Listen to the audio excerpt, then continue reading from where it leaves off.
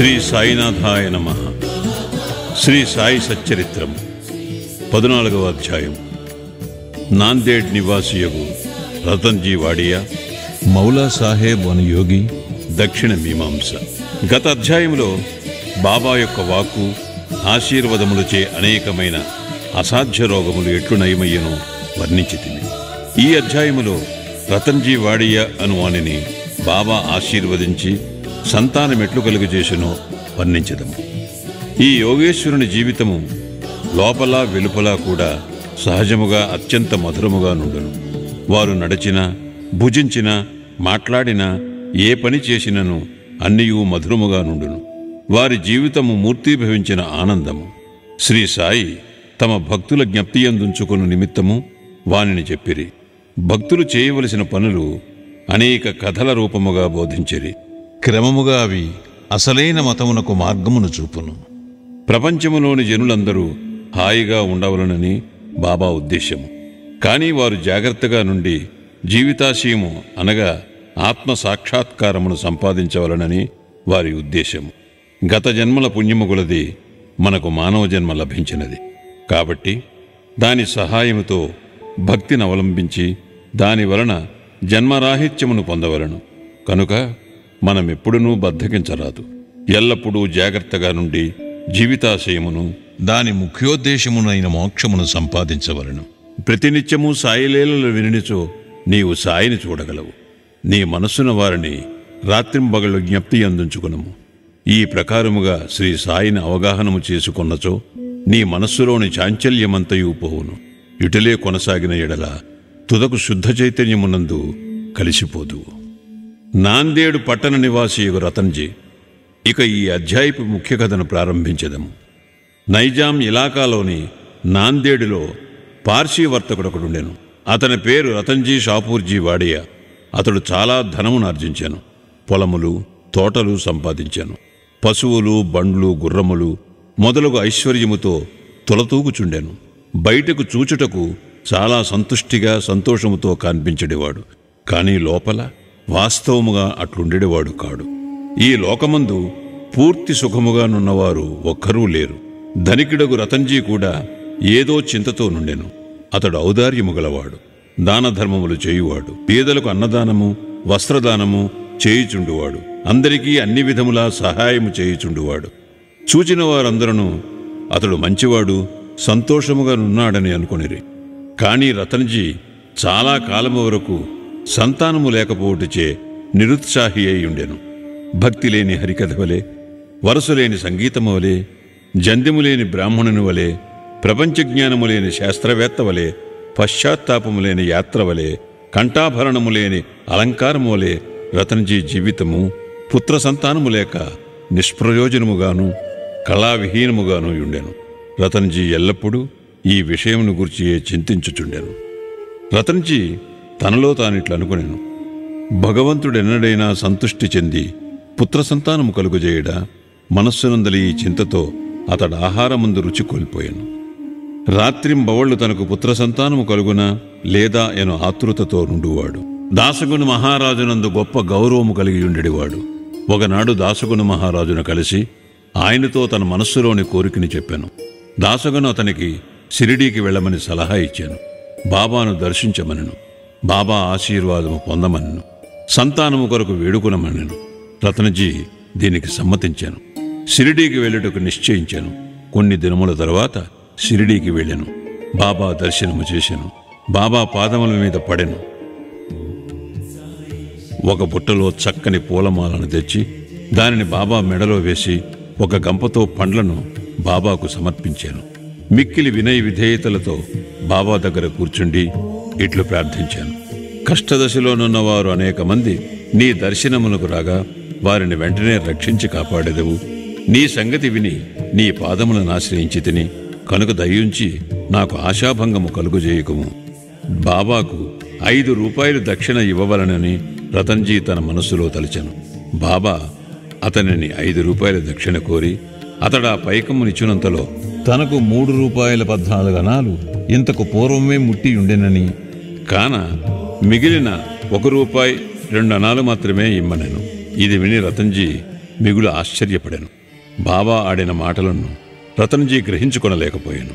కానీ బాబా పాదముల వద్ద కూర్చుండి మిగతా దక్షిణ ఇచ్చాను. తాను వచ్చిన పని అంతయు బాబాకు విన్నవించి తనకు పుత్ర సంతానము కలుగు చేయమని వేడెను. బాబా మనస్సు కరిగెను. దిగులు పడకు, నీ కీడు రోజులు ముగిసినవి. అల్లా నీ మనస్సులోని కోరిక నెరవేర్చును అని చెప్పాను.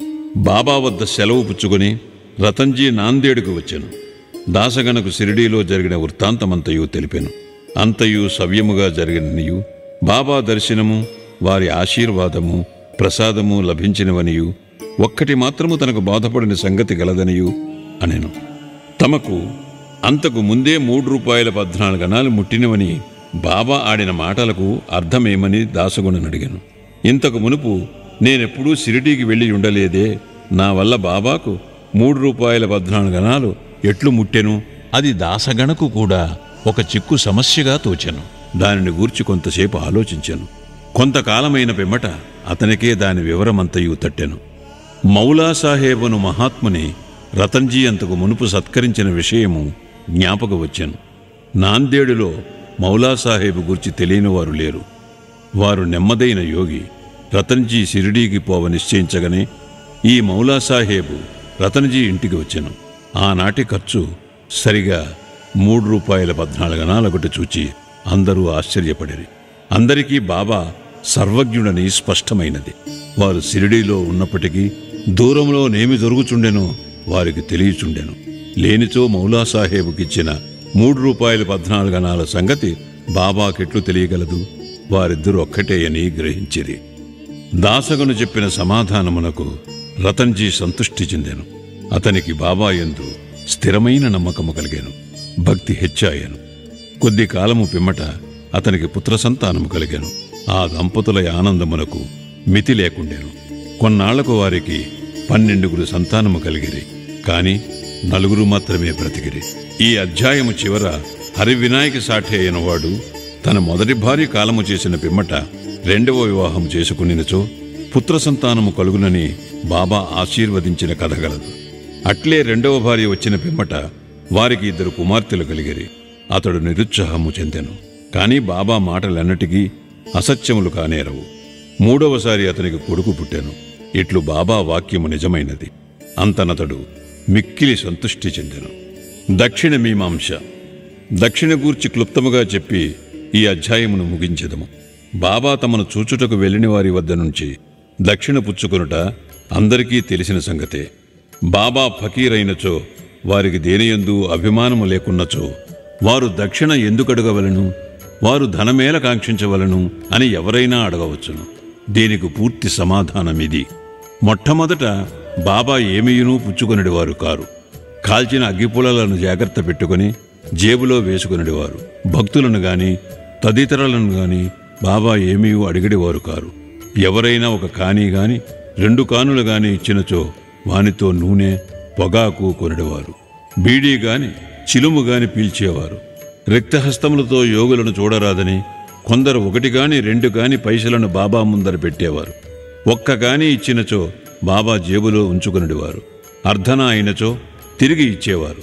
బాబా కీర్తి అన్ని దిశలకు వ్యాపించిన తరువాత అనేక మంది బాబా దర్శనమునకై గుంపులు గుంపులుగా రాజొచ్చిరి. అప్పుడు బాబా వారిని దక్షిణ అడుగుచుండెను.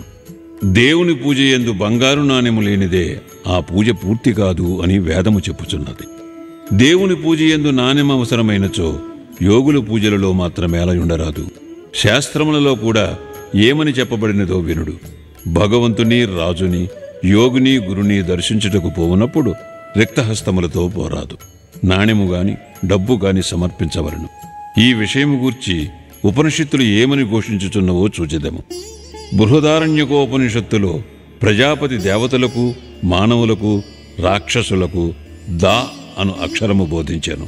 ఈ అక్షరము వల్ల దేవతలు దమము అవలంబించవలనని గ్రహించిరి, అనగా ఆత్మను స్వాధీనమందుంచుకొనుట. మానవులు ఈ అక్షరమును దానముగా గ్రహించిరి. రాక్షసులు దీనిని దయ అని గ్రహించిరి. దీనిని బట్టి మానవులు దానము చేయవలనని నియమము ఏర్పడెను. తైత్తిరీయోపనిషత్తు దానము మొదలగు సుగుణములను అభ్యసించవలెనని చెప్పును. దానము గట్టి విశ్వాసముతోనూ ధారాళముగను అణకువతోనూ భయముతోనూ కనికరముతోనూ చేయవలను. భక్తులకు దానము గూర్చి బోధించుటకు, ధనమందు వారికి గల అభిమానము పోగొట్టుటకు, వారి మనములను శుభ్రపరచుటకు బాబా దక్షిణ అడుగుచుండెను. కాని ఇందులో ఒక విశేషమున్నది. బాబా తాను పుచ్చుకును దానికి 100 రెట్లు తిరిగి ఇవ్వవలసి వచ్చుచుండెను. ఇట్లనేక మందికి జరిగెను. దీనికి ఒక ఉదాహరణము. గణపతిరావు బోడస్సెను ప్రముఖ నటుడు తన మరాఠీ జీవిత చరిత్రలో గడీ గడీకు బాబా దక్షిణ అడుగుచుండుట చేత ధనముంచుకున్న సంచి తీసి బాబా ముందు కుమ్మరించి తిననియు, దీని ఫలితముగా ఆనాటి నుండి తన జీవితములో ధనమునకు ఎట్టి లోటు లేకుండాననియు వ్రాసెను. ఎల్లప్పుడూ కావలసినంత ధనము గణపతిరావు బోడస్సుకు దొరుకుచుండెను. బాబా దక్షిణ అడిగినప్పుడు ధనమే ఇవ్వనక్కరలేదన్న అర్థము కూడా పెక్కు సంఘటనల వలన తెలియవచ్చుచున్నది. దీనికి 2 ఉదాహరణములు. బాబా 15 రూపాయలు దక్షిణ ఇమ్మని ప్రొఫెసర్ జీజీ నార్కే అడుగగా అతడు తన వద్ద దమ్మిడీ అయినా లేదనను. దానికి బాబా ఇట్లనెను, నీ వద్ద ధనము లేదని నాకు తెలియను, కానీ నీవు యోగ వాసిష్టము చదువుతున్నావు కదా, దాని నుంచి నాకు దక్షిణ ఇమ్ము. దక్షిణ ఎనగా ఇచ్చట గ్రంథము నుంచి నేర్చుకునిన విషయములను జాగ్రత్తగా హృదయములో దాచుకునమని అర్థము. ఇంకొకసారి థర్కట్ భార్యను 6 రూపాయలు దక్షిణ ఇమ్మని బాబా అడిగాను. తన వద్ద పైకము లేకుండాటచే ఆమె మిగులు చిన్నబోయాను. అప్పుడు అక్కడనేయున్న ఆమె భర్త బాబా వాక్కులకు అర్థము చెప్పాను.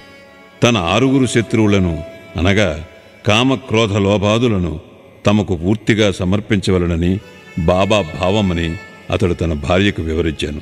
దానికి బాబా పూర్తిగా సమ్మతించాను. బాబా దక్షిణ రూపముగా కావలసినంత ధనము వసూలు చేసినప్పటికీ దానినంతయు వారు ఆనాడే పంచిపెట్టుచుండిరి. ఆ మరుసటి ఉదయమునకు బాబా మామూలు పేద ఫకీరగుచుండెను.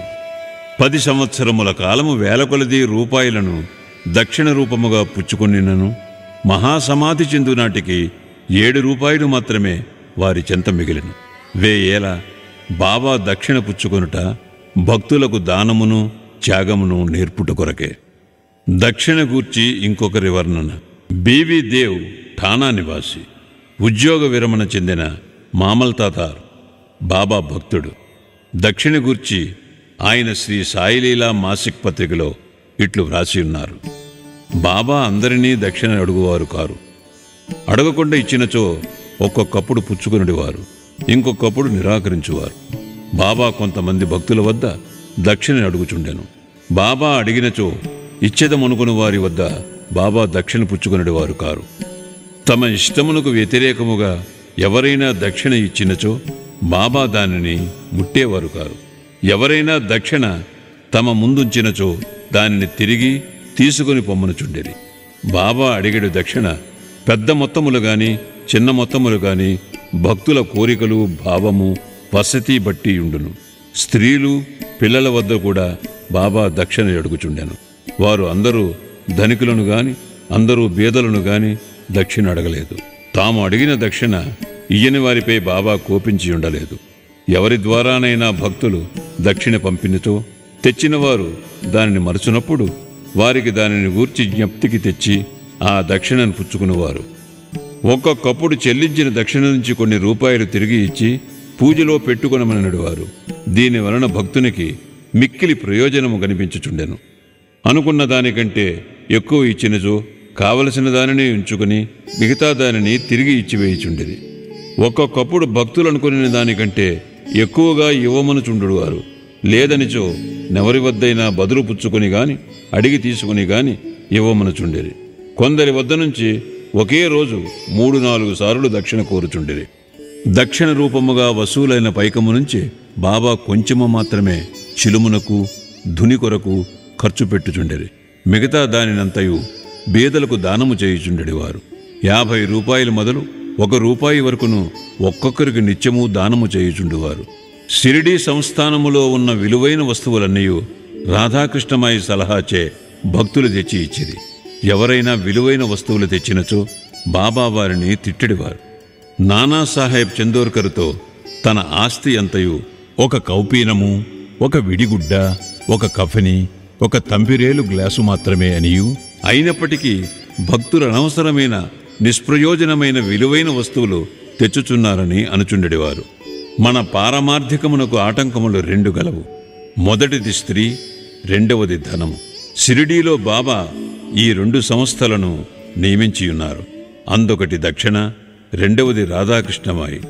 తన భక్తులు ఈ రెంటినీ ఎంతవరకు విడిచిపెట్టిరో పరీక్షించుటకై బాబా వీనిని నియమించెను.